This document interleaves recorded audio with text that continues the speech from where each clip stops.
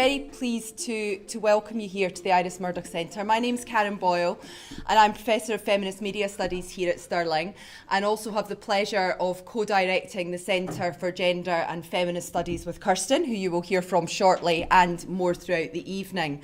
The Centre for Gender and Feminist Studies is a new centre here at Stirling. We've been running for just over 12 months, and this is our second large-scale event after our Challenging Everyday Sexism event last year, which I see some familiar faces from. We are an interdisciplinary research and teaching centre, and over the last year our core achievement has been getting our new Masters in Gender Studies up and running, which we offer as both an MLit and MSc. And if anyone would like to know more about that, there is information on the tables. But we are also looking to try and think about how we can get more people across the university involved and how we can involve external partners in the centre, looking for research projects and developing new links. And so with that in mind, we're going to be holding another event next month, which is specifically for colleagues and PhD students at Stirling to really do some, we're calling it a sand pit. It doesn't involve buckets and spades, I promise. It is a brainstorming, getting ideas together, thinking about how we want to take the centre forward. And if you'd be interested in hearing more about that and aren't currently on our mailing list, then please do give us your details on the sheets that I think are up at the back. If you'd like to know more about the other things that we do, then follow us on Facebook or Twitter. And if anyone's tweeting about tonight's events, I'm told you're to use the hashtag Women in Politics. And as I am Twitter illiterate, I have a vague sense of what that means, but not much. So welcome. I think this is going to be a really interesting and hopefully provocative event tonight. Kirsten will tell you a bit more about the format of the event, but thank you very much for being here, and we hope to see you at future events as well. So thank you. Kirsten. Thank you. Okay, I'm going to shamelessly steal a line from our First Minister, who walked into one event that we were running in the run-up to the referendum campaign that was like this event, predominantly women, and sitting around tables rather than being lectured at. And she said, if only more parliaments looked like this, what a better place the world would be. And I have to say, I do echo that sentiment. Thank you all so much for coming. As Karen said, this is an event that we're jointly hosting between the Centre for Gender and Feminist Studies and also the Centre on Constitutional Change. And we've called it Women in Politics, but we're thinking about politics in quite a broad sense. And we think that the referendum on Scottish independence did mark a bit of a turning point in terms of people's political engagement. The turnout was historically very, very high, and I think that's partly because people had a very simple issue to vote on, and they knew that every vote counted. And that's not the case in terms of general elections and in terms of other kinds of elections. It also was impossible to go anywhere in Scotland, particularly around September of last year, and not have a conversation about the referendum. And I have to say that for someone who's been a social policy academic and involved in politics all my life, it was probably one of the most energising and exciting moments to be part of. And as an academic in Scotland, to be here and actually research what was going on at the time was an absolute godsend. And it was very, very exciting. And you never, ever see academics staying up all night, apart from really geeky, nerdy people around general elections. But around the referendum, we were all up all night and very, very excited about the outcome. As we know, the outcome went, Scotland voted to remain in the Union for now, but it was a very, very high turnout, and it was a much closer vote than anybody expected. And what has happened since the referendum, I think, has been particularly exciting in terms of women's involvement in politics. We do have a female First Minister. We have one of the first 50-50 gender equal cabinets that we have seen. And we also have significant pledges around gender equality within the Scottish context. And a sense not just that all eyes are on Scotland, but that all eyes are on Scotland in terms of looking at the outcomes and trying to harness some of this enthusiasm that has come from people across the spectrum, but I think particularly from women. And women have become energised and interested in politics again. And I think it's a really interesting time to reflect on that. So with no further ado, what I'm going to do is ask each of our panellists to come up. And I'm going to just tell you very briefly who we are. We have Johanna Boyd, who is leader of Stirling Council and also a Labour candidate in the general election. We've got Maggie Chapman, who is the co-convener of the Scottish Green Party. We've got Carolyn Leckie, who is a member of Women for Independence, but also in past life a real politician kind of thing. We've got Amy McDermott, who is the Stirling University Student Union president and one of the few women presidents of a university students' union that we have in Scotland. We've got Emma Ritch, who is the director of Engender, and we also have Juliet Swann from the Electoral Reform Society. So I'd like you to do the quick hand to welcome. And I'm going to ask them to come up in alphabetical order because I couldn't think of any other way in which to ask them that would be remotely fair. So I'm going to ask Johanna Boyd to come up first. Thank you. Well, good evening, everyone. And first of all, I'd like to say thank you very much indeed for the invitation. I am currently the leader of Stirling Council. I'm also the parliamentary candidate for the Labour Party for the Stirling seat. And the first question I was asked to answer was, well, why did you get involved in politics? So I had to really cast my mind back to a young teenager studying modern studies, and I chose to study the 1974 miners' strike. And that took me to some of the mining villages within Clackmannanshire and Colsnotton in particular, interviewing the miners themselves and indeed their families, and in particular their wives, and talking about the devastating effects that those strikes had on those communities. Following on from that, I qualified as a barrister down in London and practiced at the bar there, specialising in public law, human rights, local government for 10 years. Then decided to come back, have 2 more children, and at that stage, a sort of natural career break, thought about getting involved in political life. I knew that desire to serve our local communities, really enacting social justice, fairness and equality, was something that I felt I really wanted to be more involved with.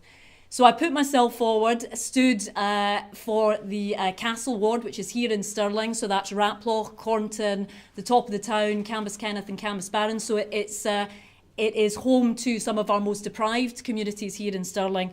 And I won the seat. And I was pretty surprised to do that, my first sort of foray into political life. But within a year, I found myself leading the council. So to say it was something of a sharp trajectory is perhaps something of an understatement, because what I found very quickly was that being a woman in a legal world was really quite different to finding myself as a female involved in politics. And I was much more aware of being a woman and in political life, in local government, than I was practicing at the bar in London. Where now actually we see more women qualifying to be lawyers than we do men. So that for me has been a really interesting journey to be able to compare the law with politics, because we are still incredibly challenged. When I think, and I was looking at some of the statistics, we represent 52% of the population as women here in Scotland, yet as councillors a mere 24%. I remember very clearly walking into a room in Edinburgh and meeting all the other 32 council leaders across Scotland, and I was one of only 2 women. I'm pleased to say there are now 3 women, but that is a mere 9% of leaders. As a city leader, we have 7 cities in Scotland, and again I found myself as the only woman. Now Aberdeen is led by a woman, but again you can see that whilst the referendum has certainly, and I'm very glad that it has engaged so many more people, women, younger people, in political life and indeed civic life here in Scotland, when we look at those figures, we're still incredibly challenged. So I think I'm probably nearing the end of my 5 minutes, but I think it is so incredibly important. I'm very proud of the fact that on Stirling Council, my political group is gender balanced. I think that does make a huge difference. 70% of our council staff are women. We provide services by women for many women in terms of our service users. So I think it's absolutely so critically important that our decision makers are also women. So the challenges certainly exist. I'm glad to play, a very small part in trying to redress that balance, because I think there really is still so much work to do. The referendum provided a great platform, and certainly when I'm out campaigning now on the doors, I had a situation today, a young couple with an autistic son who said they had, in their early 30s, they had never voted. They voted at the referendum and they were going to vote in the general election in May. So it clearly has had an impact. And I hope to, in my political career, encourage as many women to get involved, because it is an incredibly rewarding life choice to be involved in politics. So thank you very much.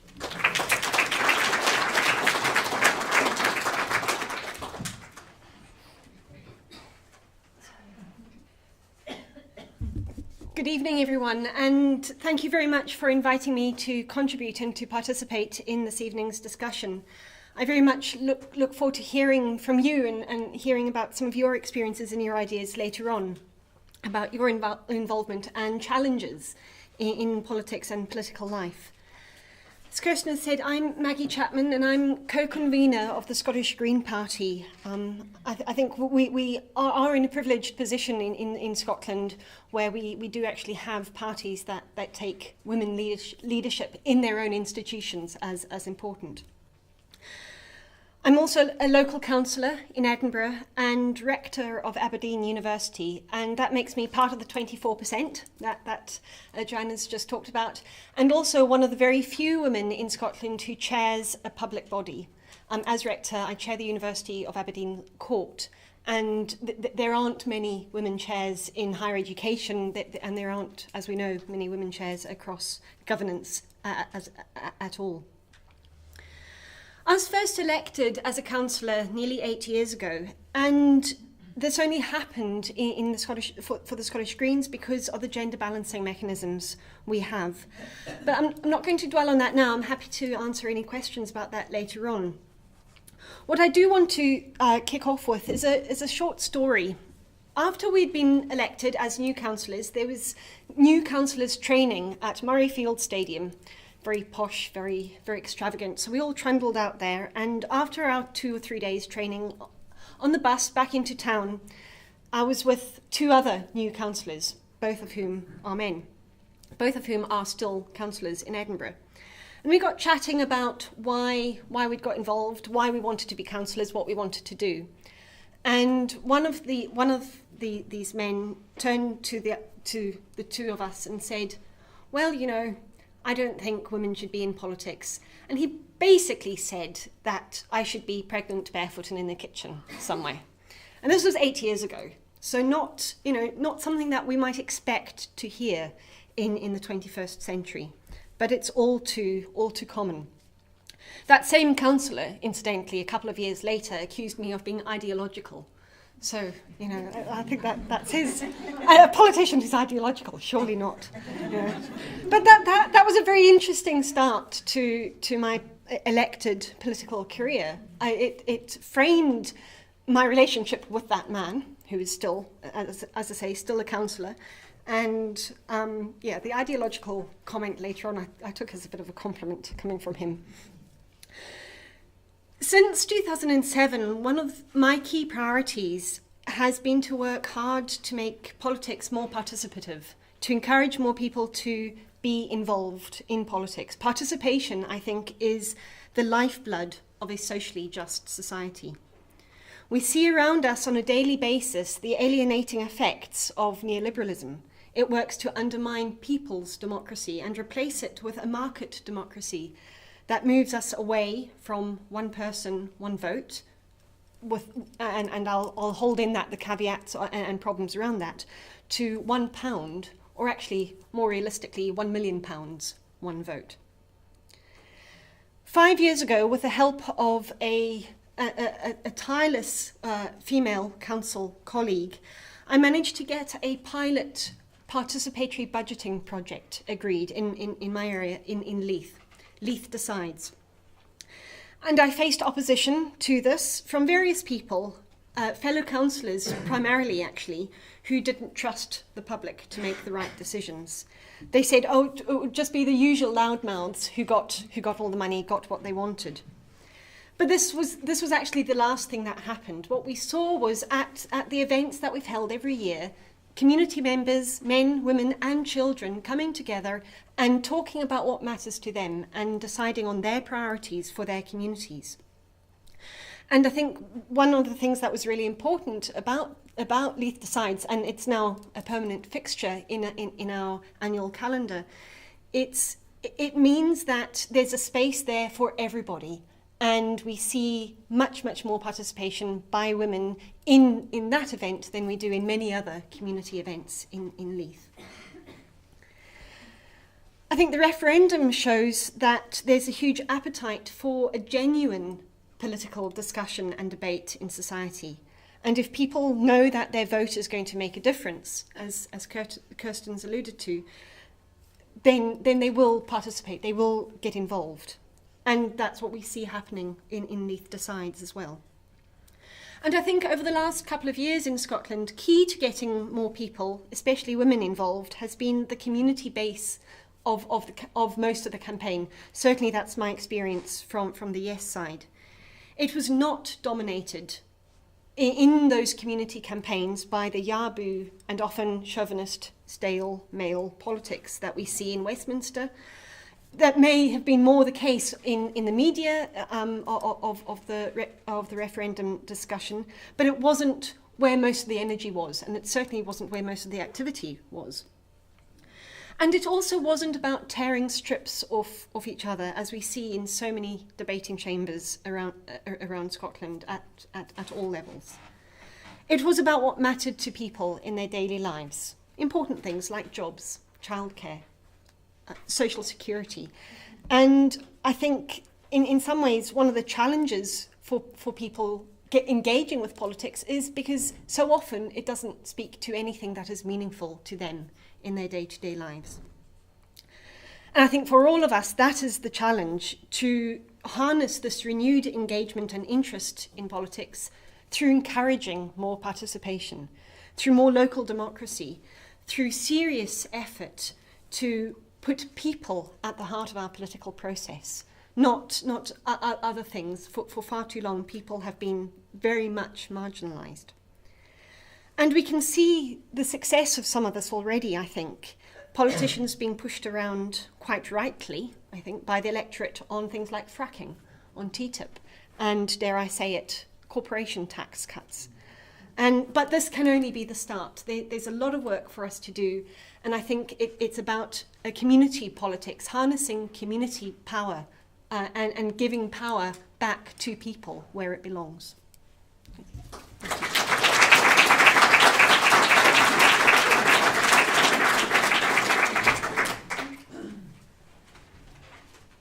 Hi there, I will try and keep to my time. I find it very difficult to tell me to shut up.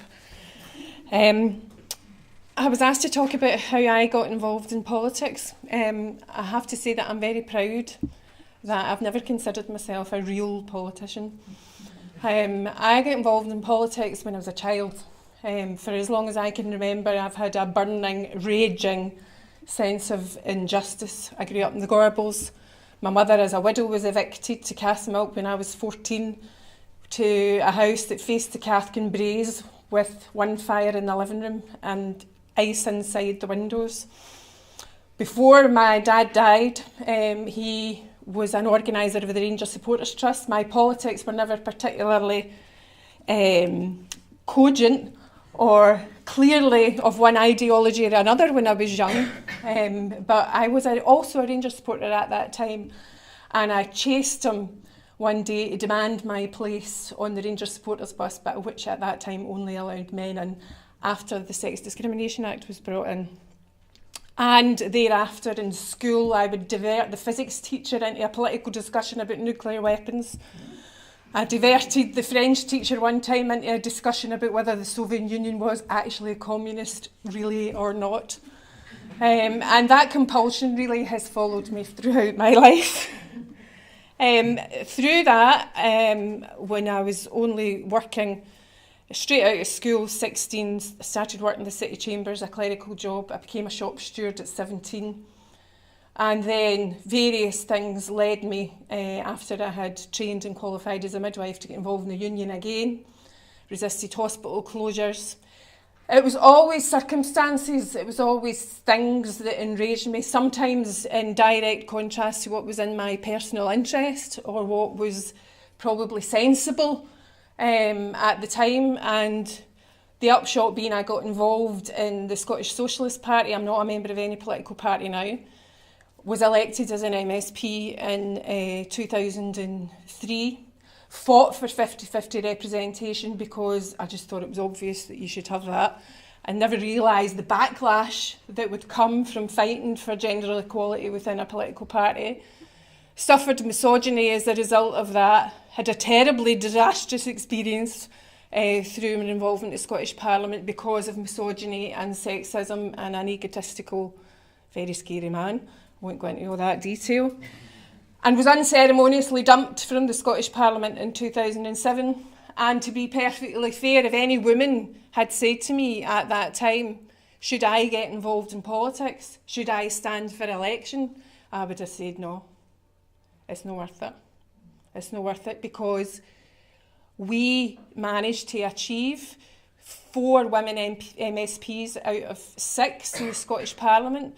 We achieved probably the most gender equal constitution of any political party in Europe, if not beyond. We achieved equality in all our structures in terms of 50-50 representation, but we failed to change the culture. And we suffered from that failure to change the culture. And for me, that is the biggest challenge ongoing. So I decided that I didn't want to be involved in party politics. And I joined, it says a lot that when I get dumped for this Scottish Parliament, I then promptly got a job working for a feminist collective.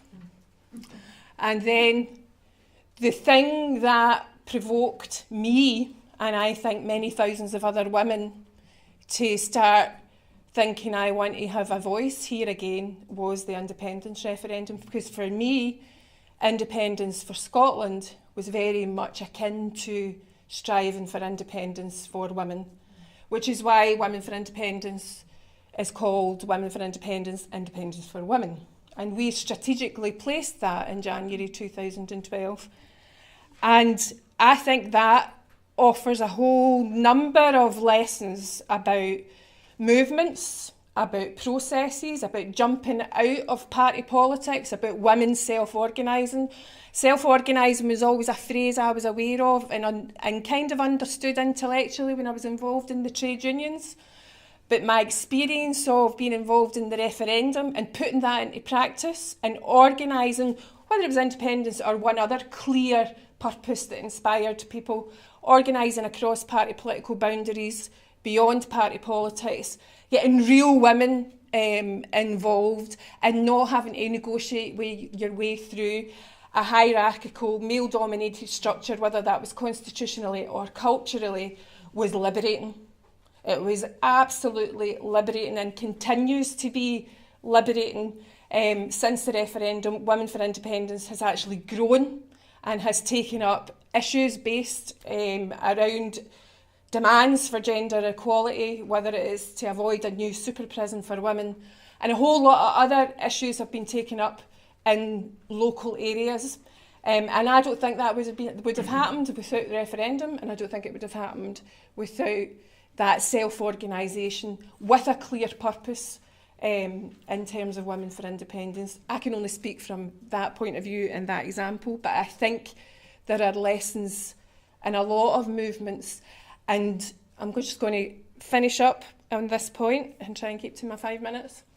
But I was on the left, involved in the Scottish Socialist Party.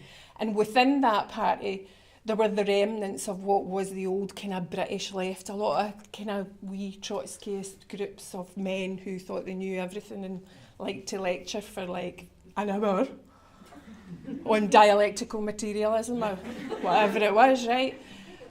But you cannot replace the education of experience. And people used to talk about these things intellectually, but actually do nothing.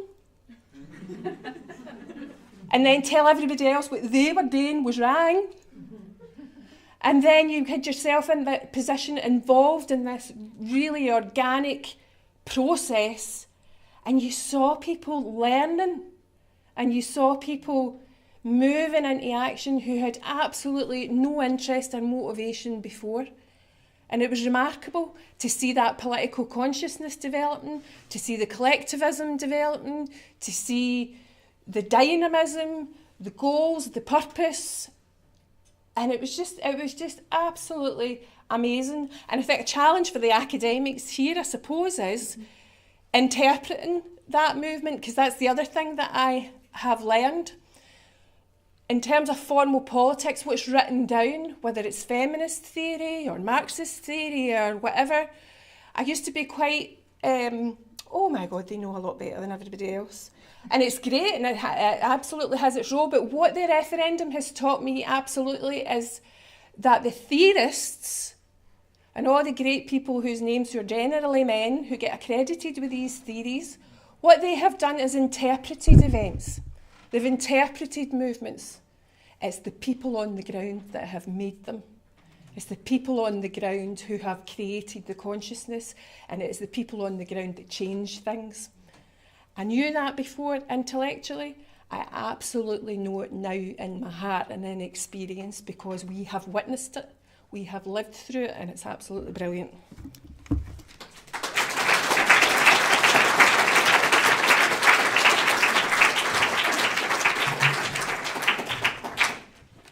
Good evening, everyone. I am also going to try and keep the time for you, as you know my brevity isn't my strong point, so again, please do shout me off. So my name is McDermott, and I am the Student Union President here at the University of Stirling.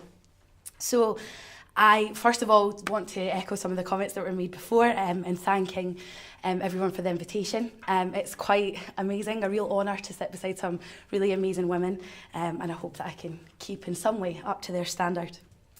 So tonight I was asked, why am I in political life and what difference has the referendum made to me? So I'm a young woman and I am a student politician, and I want to take that forward from that perspective. So being a woman student politician, is definitely not an easy thing to do.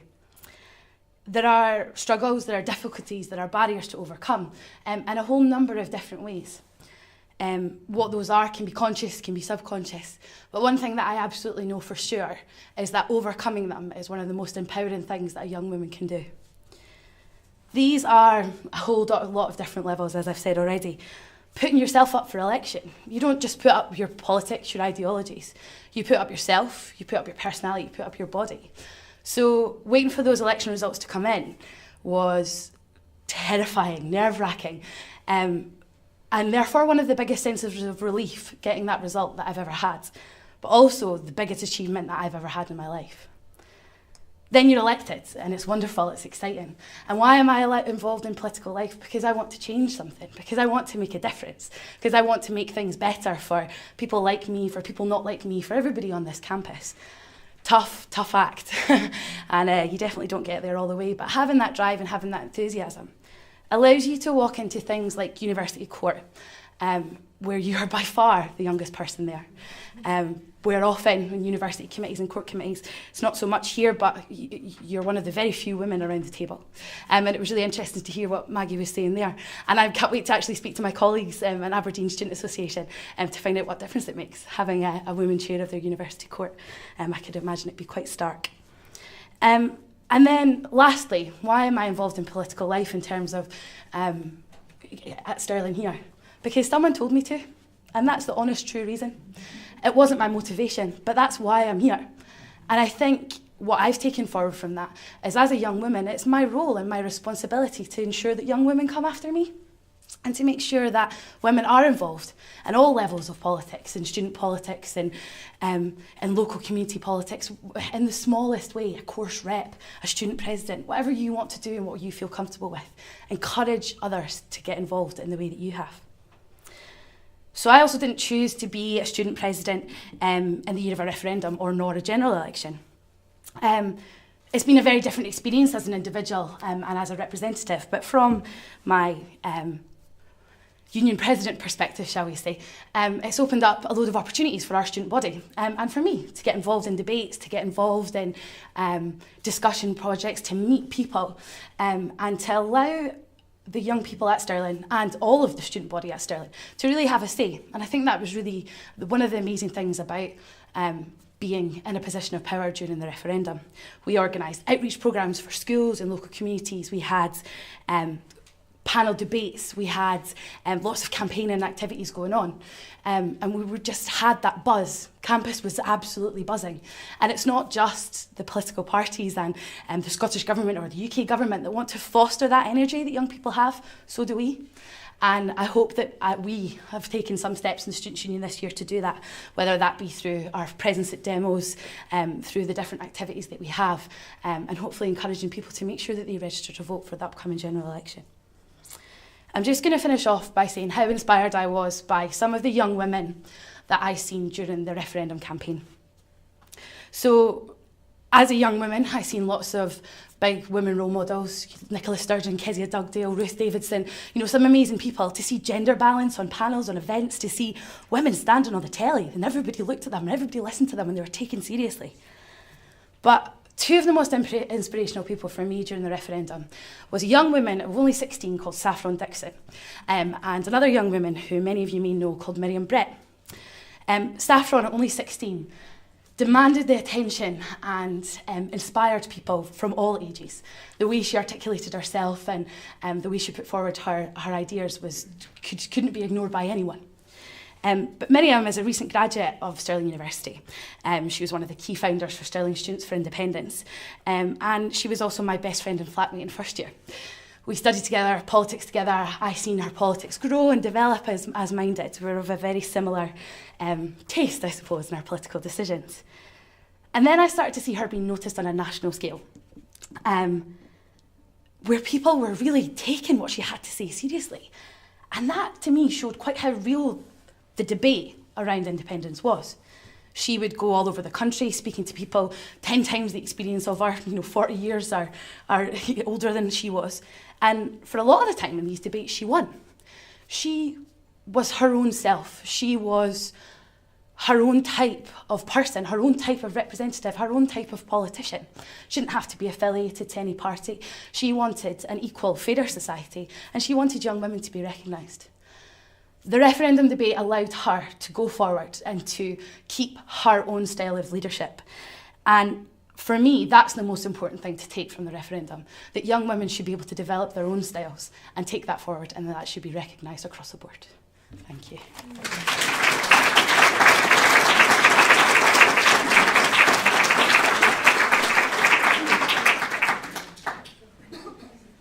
Thanks very much for inviting me to be here too. Like the rest of the panel, extremely pleased to be taking part in this interesting discussion. I'm Emma Ritch, the director of Engender, and slightly different from the speakers you've heard so far in that I haven't been elected to anything at all.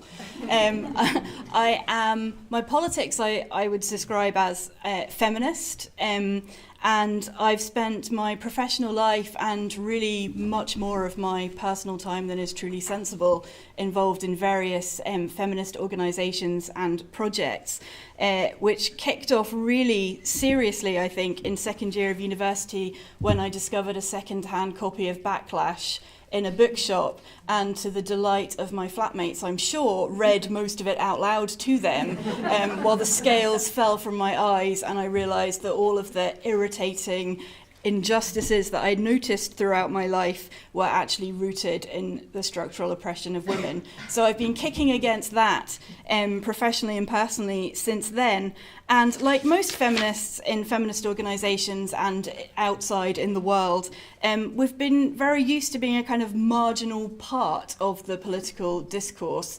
Not many out and proud feminists in our political institutions, relatively speaking, and we're not often called upon to provide feminist commentary in all of the various places in which political comment and analysis happens.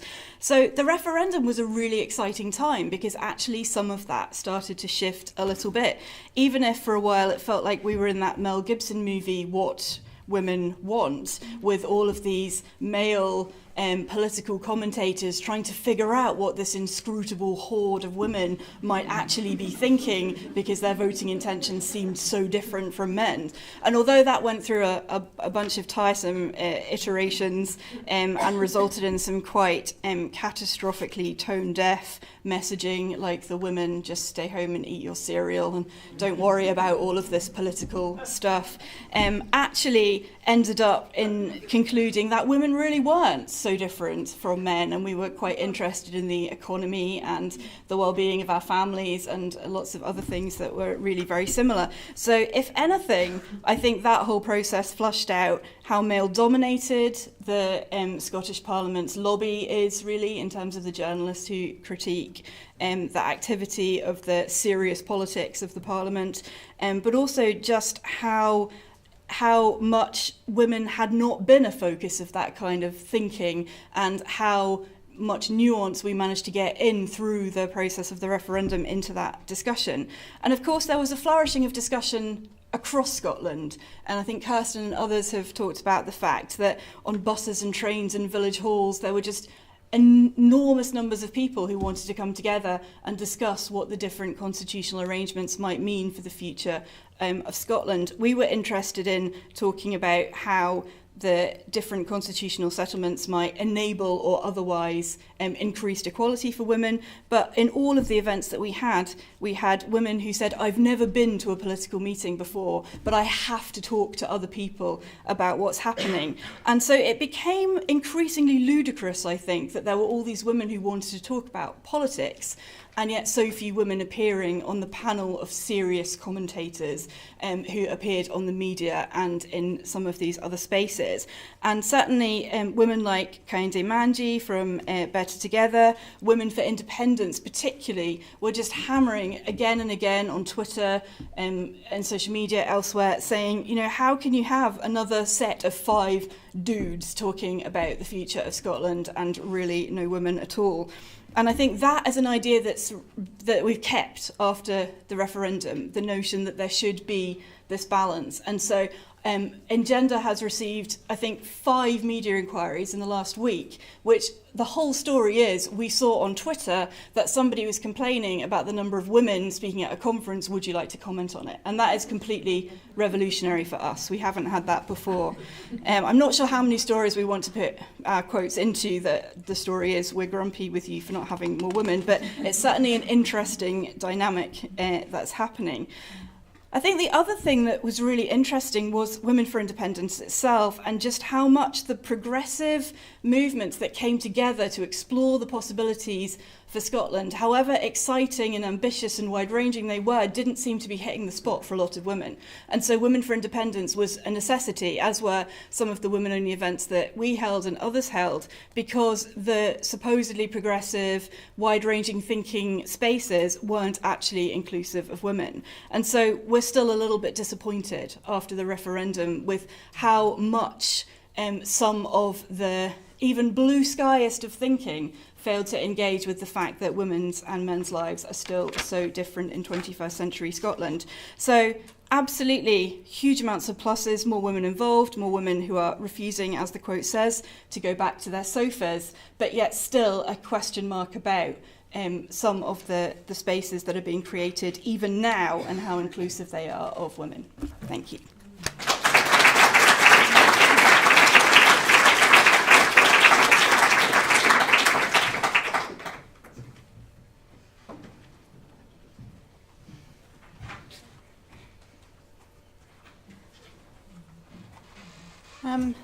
Hi.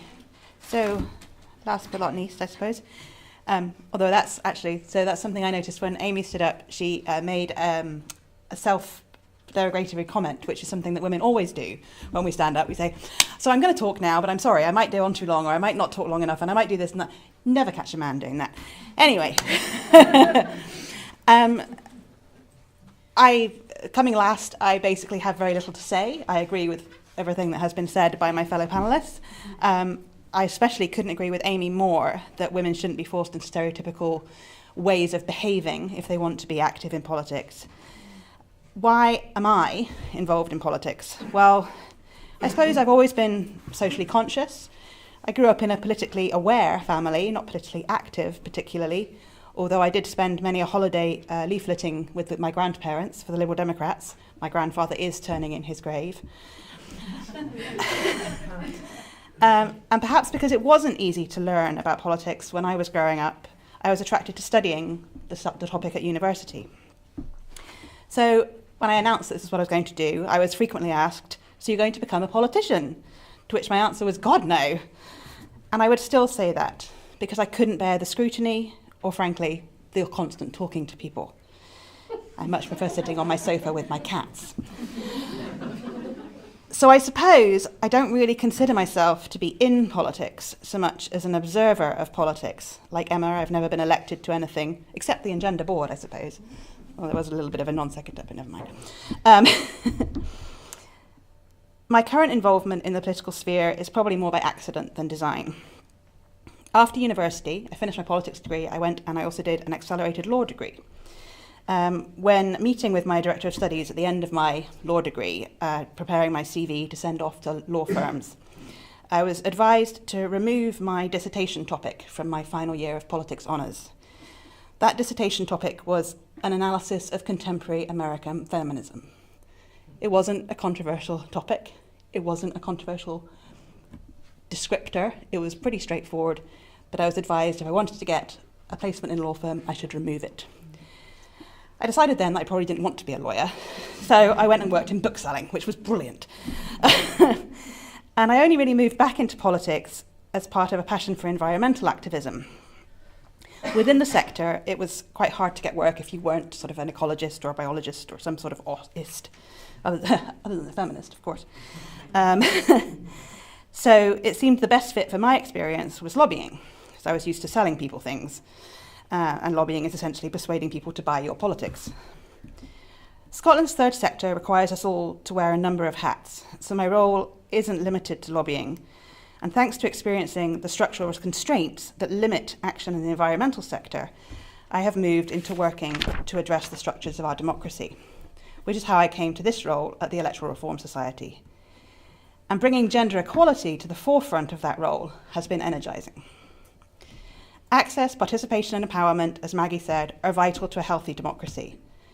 And from a position where as a teenager I was being told equality for women was imminent, I now see daily how our very institutions and structures underrepresent many groups, markedly women. So why I keep working in politics, despite its accidental nature and my distaste for talking to people, is because I hope to play a small part in changing the culture around politics so that it can be a normal part of life for everyone, and that citizens have a regular role in decision-making, not just a vote once every few years.